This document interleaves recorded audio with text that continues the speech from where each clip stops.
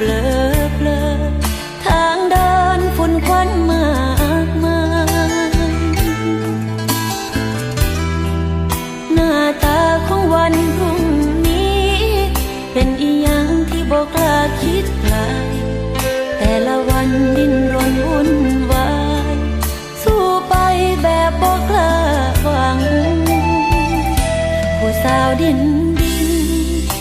ได้ยินคำหักทักใจยันเห็นว่าเป็นตาตัวงา